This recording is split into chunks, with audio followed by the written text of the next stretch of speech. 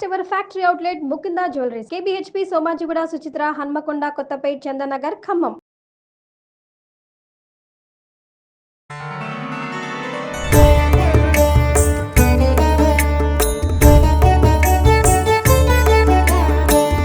नमस्तेस्तु महामाये श्रीपीठे सुरपूजिते शङ्खचक्रगदाहस्ते महालक्ष्मी नमोऽस्तुते.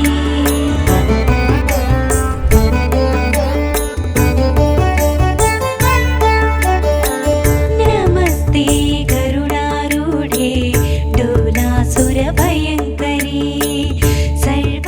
నమస్తే రమ్మగారు. నమస్తే జయ. రమ్మగారు, దీపావళి రోజున మనం లక్ష్మీదేవికి ప్రత్యేకంగా పూజ చేస్తాం కదండి. ఈ రోజే తల్లి ఆవిర్భవించిందని, ఆవిడ కళ్యాణం కూడా జరిగిందని వింటాం కదా. ఒక్కసారి ఆ కథ చెప్పండి రమ్మగారు. అంటే మామూలుగా మనం దీపావళి పండుగ చేసుకునే ప్రధాన కారణాల్లో రకరకాల కథలు చెప్పుకుంటాం కదా. అవును. సత్యభామామణి కృష్ణ పరమాత్మ ఇద్దరు వెళ్ళి నరకాసురుని సంహరించారని, నరకుడు చతుర్దశి నాడు మరణిస్తే మర్నాడు అందరూ పండగ చేసుకున్నారు. అవును, ఇదొక గాథ చెప్పుకుంటాం.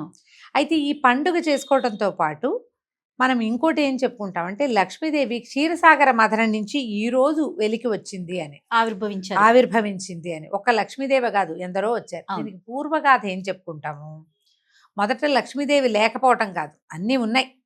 అన్నీ ఉంటే ఈ మన దూర్వాస మహాముని ఒక పుష్పమాలని దేవేంద్రుడికి ఇచ్చాడు. ఈ మాల ఎక్కడి నుంచి వచ్చింది?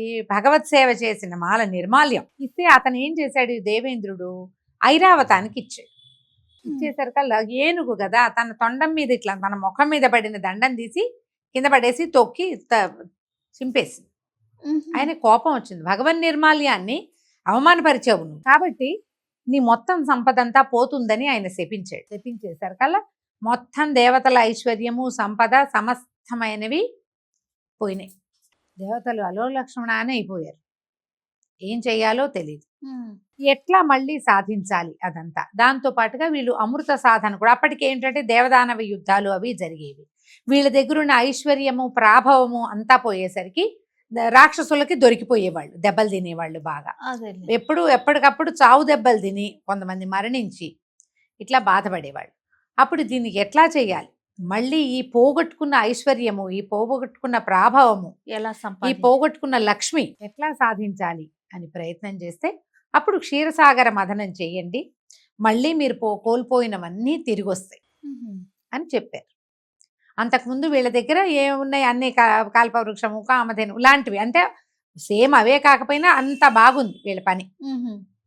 ఐశ్వర్యం ఉంది, గొప్ప ఉంది, అధికారం ఉంది, అవన్నీ అవే కదా లక్ష్మీ స్వరూపాలు. సాధారణంగా లక్ష్మి అంటే మనం డబ్బు అని ఒక ఏమంటారంటే రూఢ్యర్థం తీసుకుంటాం, డబ్బు వస్తువు అనుకుంటాం. నిజానికి లక్ష్మి అంటే ఏమిటి, అబండెన్స్, చాలా కలిగి ఉండటం. అవును, ఆరోగ్యము, ఐశ్వర్యము, ఆనందం, సంతోషం, ధాన్యం, ధనము, పశువులుంటే అవి ఇబ్బడి ముబ్బడి, అన్నిట్లలోనూ ఇబ్బడి ముబ్బడిగా ఉండటము లక్ష్మి. అవును, అదే ఆనందము ఇబ్బడి ముబ్బడిగా ఉండాలి, ఆశ్చర్యం కూడా ఇబ్బడి ముబ్బడిగా అన్నీ ఉండాలి మనకి.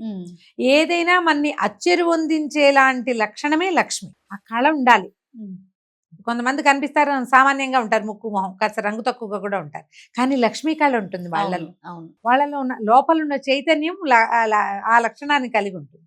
ఇప్పుడు సరే, దేవతలు దానవులు కలిసి మాట్లాడుకున్నారు, అమృతం సాధించాలంటే ఈ క్షీరసాగర మథనం చేయాలని భావించారు. అప్పుడు మందరగిరిని ఎత్తి క్షీరసాగరంలో పెట్టారు.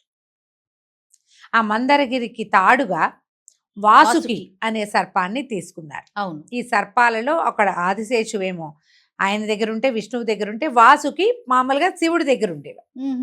ఇవన్నీ తీసుకున్నారు. శివుడి దగ్గర ఉండే వాసుకుని పెట్టుకున్నారు. ఈయన మహాసర్పం. ఈ సర్పాన్ని వాసుకిని కవ్వంతాడుగా పెట్టుకున్నారు. తీసుకుని మీరో వైపు మేమో వైపు కలిపి చిలుకుదామని, మామూలుగా ఇంత గిన్నె అనుకో ఒకళ్ళే ఇట్లా ఇట్లా అంటారు. సముద్రంలో పెట్టిన కొండని చిలకాలంటే ఎంతమంది కావాలి? దేవతలు ఒకవైపు, దానవులు ఒకవైపు, రాక్షసులు ఒకవైపు పట్టుకున్నారు. తలా తోక పట్టుకుని చిలికారు. చిలుకుతుంటే సముద్రంలో పడిపోతుంది కింద కుదురుగా ఏం చేశాడు భగవంతుడు, పురుషోత్తముడైనటువంటి విష్ణుమూర్తి, తను ఒక కూర్మంగా మారి ఆది కూర్మ అవతారాన్ని తీసుకుని ఈ వెళ్ళి మందరగిరి కింద కూర్చున్నాడు. అది మునిగిపోయి ఒరిగిపోకుండా దాని మీద కుదురు చట్టు దాని కింద కుదురుగా ఉన్నాడు అనమాట. దాని మీద ఆయన వీపు మీద నిలబడిన మందర పర్వతం ఇక చిలికింది. చిలికేసరికల్లా హాలాహలం పుట్టింది. మొట్టమొదట హాలాహలం పుట్టి హాహాకారాలు చేసి పరిగెత్తారు.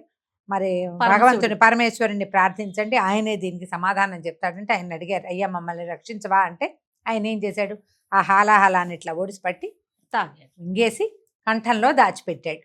గరళ కంఠుడు అయ్యాడు భగవంతుడు. అక్కడ అయింది. అక్కడి నుంచి మళ్ళీ ఇంకా ఇంకా చిలకట మొదలుపెట్టారు.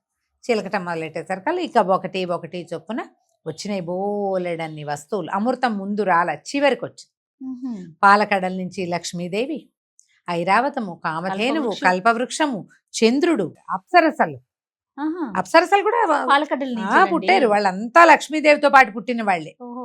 వీటన్నిటితో పాటుగా గవ్వలని, శంఖాలని, ఎన్నో రకాల మణులు అవన్నీ కూడా సముద్రంలోంచి బయటకు వచ్చినాయి.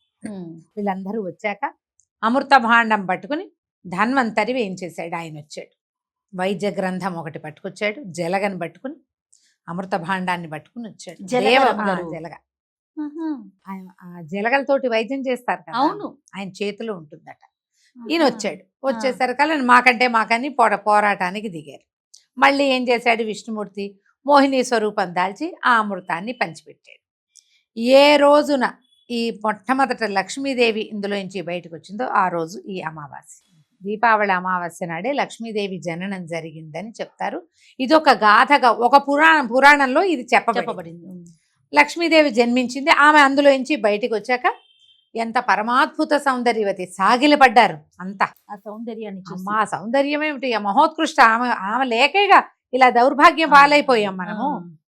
మొత్తం అంతా చెడిపోయింది కదా, ఇంకేం లేదు.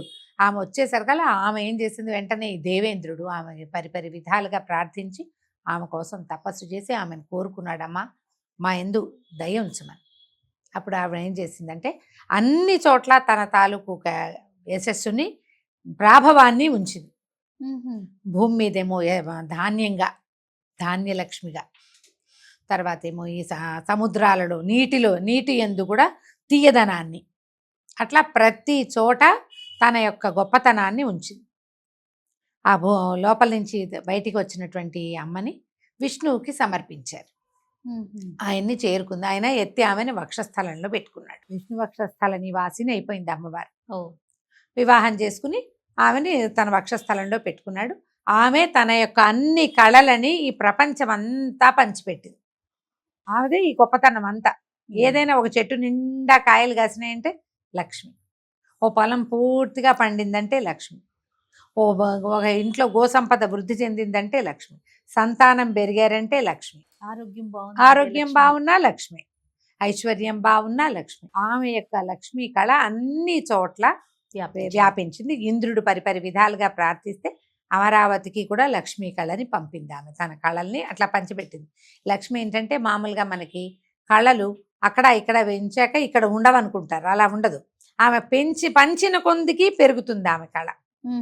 ఈ రోజున పుట్టింది కాబట్టి ఈ రోజున లక్ష్మీ పూజ చేసుకుంటే మనం కూడా అలా వృద్ధి చెందుతామన్న నమ్మకంతో ఏదో ఒక్క ప్రాంతంలో మొదలయ్యి ఉండొచ్చు. ఇది బహుశా అది అట్లా మెల్లిగా భారతదేశం అంతా పాకింది. ఇందులో వ్యాపారస్తులు వీళ్ళు ఏంటంటే ఈ రోజునే మొత్తం షాపులు, ఇళ్ళు, ఏమైనా వ్యాపార సంస్థలు ఏముంటే వాటన్నిటిని ముందే శుభ్రం చేసుకుని దీపావళి నాడు పూజ చేసుకుని కొత్త పుస్తకాలు పెట్టుకుని ఇట్లా చేసుకుంటారు వాళ్ళ పద్ధతి ప్రకారం. అవును, ఇందులో నార్త్ ఇండియన్స్, ఈ మార్వాడీస్ వాళ్ళు ఎక్కువ చేసుకుంటారు.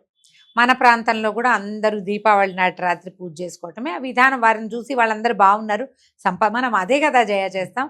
ఒక పూజ ఒకళ్ళు చేసుకుని వాళ్ళు పైకి వచ్చారనుకో, అది బాగుందని మనం కూడా చేసుకుంటాం. మంచిదే కాబట్టి దాన్ని అలా ఎంకరేజ్ చేయబడుతూ కొన్నాళ్ళకి ఏమవుతుంది, ఇది ఏ ప్రాంతపు పూజో మన ప్రాంతపు పూజగా స్థిరపడుతుంది. వాళ్ళు ఏం చేస్తారు, మనం మన విధానం ప్రకారం చేస్తాం. మనకి షోడశోపచార పూజ చేయటమే మన విధానం. నీకు సౌత్ ఇండియా అంతా కూడా షోడశోపచార అమ్మవారికి 16 ఉపచారాలు సమర్పించటము, నివేదన తయారు చేసి పెట్టటము. కొనుక్కొచ్చి పెట్టే వాళ్ళు ఉండరు, వండి పెట్టాలనుకుంటాం మనం. అవును, బజార్ నుంచి తెచ్చింది మనకు పనికిరాదు. ఇక్కడంతా కూడా వండుకుంటాం. పాయసం చేస్తాం, క్షీరాన్నం చేస్తాం, తర్వాత ఈ బూందీ లడ్డూలని, మైసూర్ పాకులని, శనగపిండితో చేస్తాం కదా, బేసన్ లడ్డు అని.